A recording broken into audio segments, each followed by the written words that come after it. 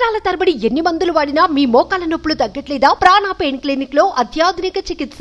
Basic గా ఆ location లో ఆ ఇన్సిడెంట్ జరిగిన దగ్గర మీకు తెలిసింది, మీ నోటీస్కి వచ్చింది ఏంది అని చెప్పేసి నేను ఇక్కడ అడ్వకేట్ ని అడిగినప్పుడు ఆవిడ నాకు చెప్పింది ఏంది అని అంటే 4 o'clock ఆ ప్రాంతంలో ఈ సంజయ్ రాయ్ అనే వ్యక్తి ఒక మనిషి పడిపోయి ఉండడం నేను చూసిన.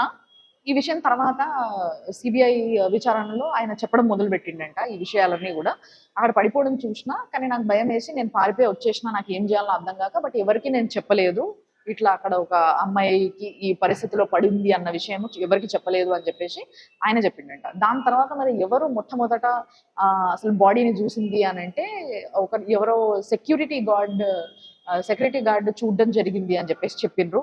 అండ్ దాని తర్వాత ఆ అమ్మాయి ఇన్సిడెంట్ ఎప్పుడు జరిగిందో తెలియదు, correct time maybe 2 o'clock 3 o'clock మధ్యలో జరుగుండొచ్చు.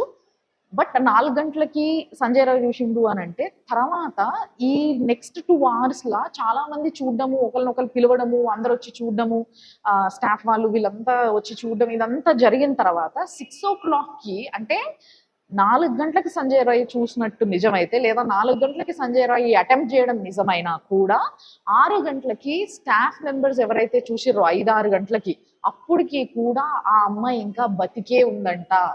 6 గంటలకి ఆడపిల్ల కొట్టుమిట్టాడుతుంటే సావు బతుకులల్లా ఆ పిల్లని ఎమర్జెన్సీ వార్డుకి తీసుకుపోయి బతికిచ్చే ప్రయత్నం చేసిండ్రంట.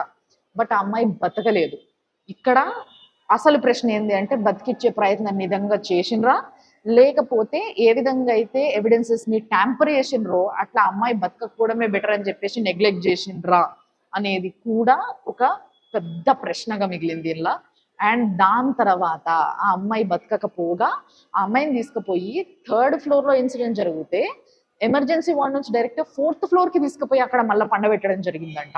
అంటే ఇదంతా ఏం చిత్రీకరించడానికి ఇంత కథ నడిపిండ్రు?